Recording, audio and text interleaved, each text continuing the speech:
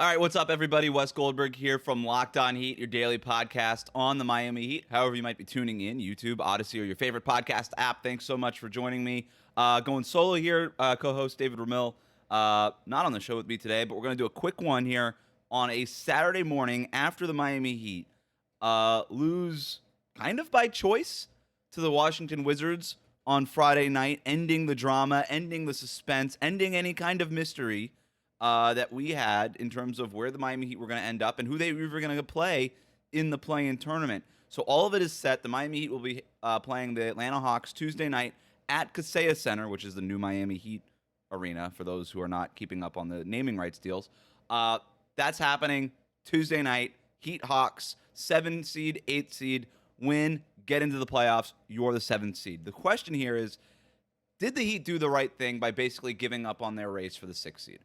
After beating the 76ers on Thursday night, the Nets, they lost at the same time or the night before, and that kept Miami's hopes of maybe getting the 6th seed alive. If they won their final 2 games and the Nets dropped their last 2 games, then the Heat were going to get the number 6 seed.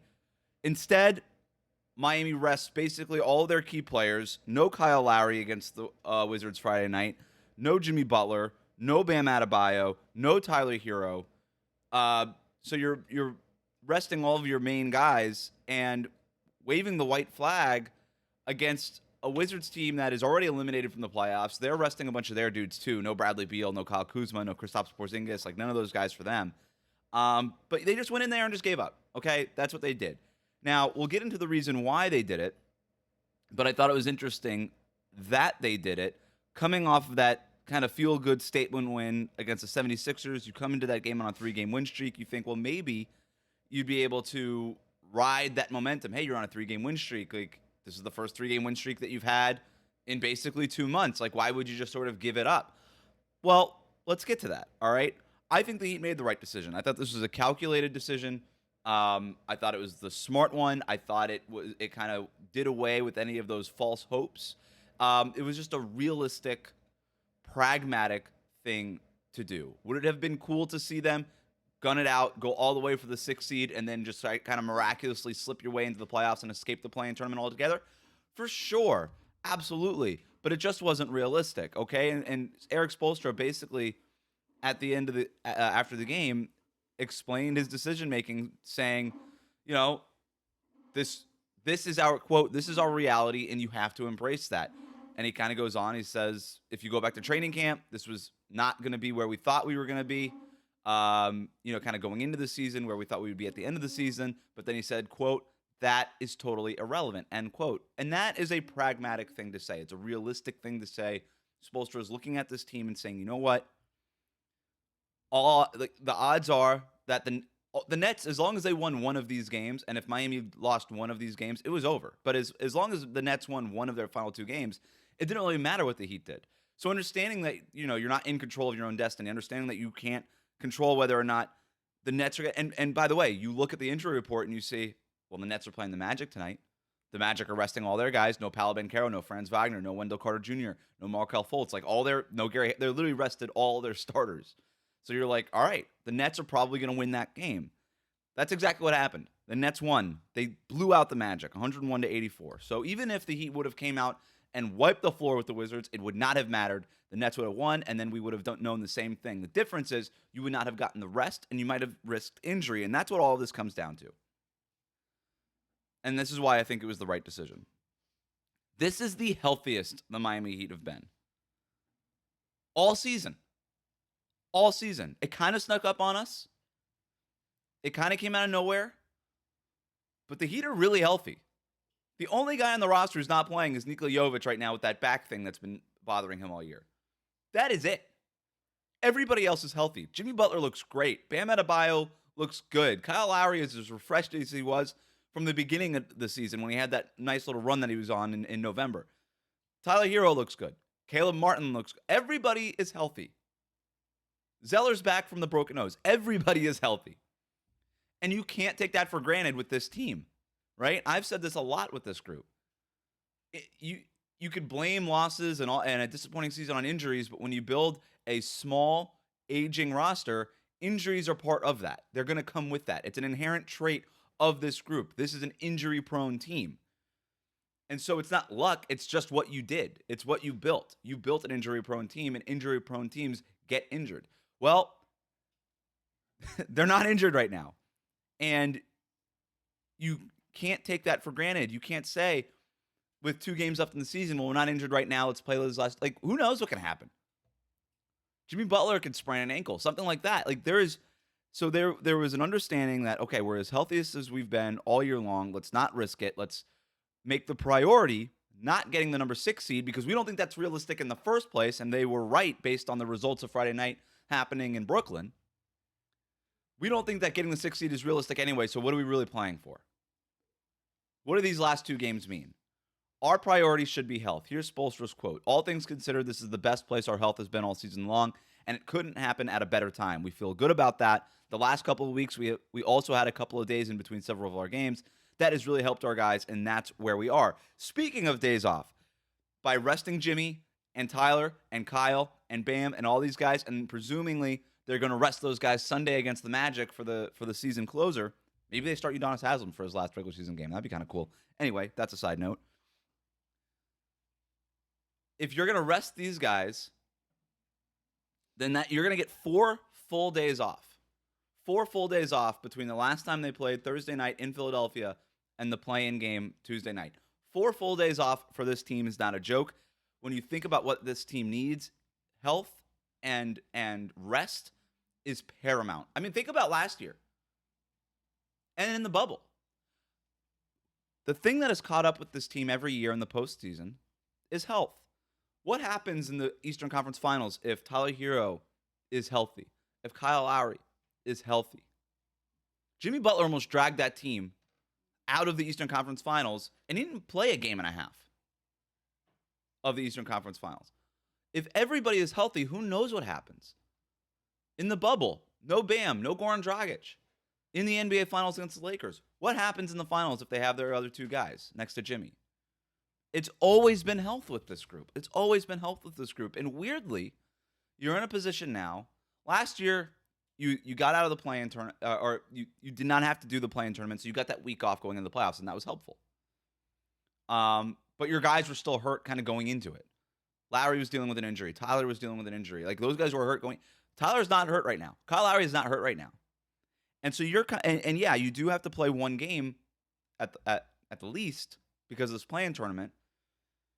But you're able to get 4 full days off. And then if you take care of business Tuesday night, that's another 3.5 days before the playoffs start April 15th. So you're going to have as much health as you can. Just as long as everybody gets to that first play-in game healthy and you win that game. So that's the other thing. So you're healthy and you want to hold on to that health. So that also makes taking care of business on Tuesday that much more important. And that's sort of the other benefit of sort of just dropping this game is now you know who your opponent is. 4 days in advance, you know that you're playing the Atlanta Hawks. There's value into dropping the mystery. The chase and the suspense and the drama, it was fun. It would have been cool, like I said, to maybe see the Heat go for it till the very end and maybe escape. It was never realistic. And there's value in knowing who it is that you're going to play in this win and take all scenario, right? There's a lot of value in that. Now you know you're playing the Atlanta Hawks. 7 or 7:30 Tuesday night, TNT, Kaseya Center. You know that. You're 3-1 against the Hawks this year. You know that. You wiped the floor with them in the playoffs last year. You know that. Atlanta 6-4 in their last 10. That looks pretty good. I have not been that impressed with the Atlanta Hawks. They're starting to figure some stuff out under Quinn Snyder, but I haven't been that impressed with what they've been doing lately, even though they are 6-4 in their last 10. They're a talented roster, though, and that's what I keep going back to. You still have Trae Young. There's still DeJounte Murray. John Collins has had really big games against the Miami Heat. There's a lot. Onyeka Okongwu was playing really well in his limited minutes off the bat. Clint Capella can give them problems. There's talent on that group, man. Bogdan Bogdanovic. Like, there is so much talent there. That is a talented group, man. And so I don't think it's going to be a walkover, despite the history. Despite the fact that this feels sort of like a transition year for the Hawks, kind of switching your coach mid-year and all that kind of stuff. They're really talented. And in one game, anything can happen. Ask the Clippers last year, man. They went into the play-in tournament. They lost both games. So here's how the play-in tournament works. I probably should have gotten to this earlier, but for those who don't know, because this is the first time the Heat have ever been in it. The Heat, the number 7 seed, will play the number 8 seed in the first game. The 8 seed is the Atlanta Hawks, as we already covered. So the 7-8 game, winner of that gets the number 7 seed. The loser of the 7-8 game plays the winner of the 9-10 game. The winner of the 9-10 game. And the winner of that scenario, right, the loser of the 7-8 game versus the winner of the 9-10 game, whoever wins that second game that week moves on to the playoffs, advances to the number 8 seed. All right? So the value in being the number 7 seed, or really number 8 seed, is 2 chances to win 1. And in Miami's case, being the number 7 seed, that first game is played at home. So the Heat should take care of business. The Heat are better than the Atlanta Hawks, okay? If they for some reason lose to the Atlanta Hawks, they're better than the Raptors and they're better than the Bulls. They should take care of business there too. But maybe it doesn't happen. Like I said, the Clippers thought that they would be in the playoffs. They lost both their play-in games last year. They did not make the playoffs. So anything can happen. It's 1 game, maybe 2 games. Nothing's a guarantee. But I do think, all things considered, it was the risk that made the most sense. Because if you want to prioritize health and understanding that making the number 6 seed was never really a realistic outcome, I love a scenario for this Miami Heat team where you get a feel-good statement win over the Philadelphia 76ers, over Joel Embiid, James Harden, that whole group. You get a huge win over them. Jimmy Butler plays out of his mind.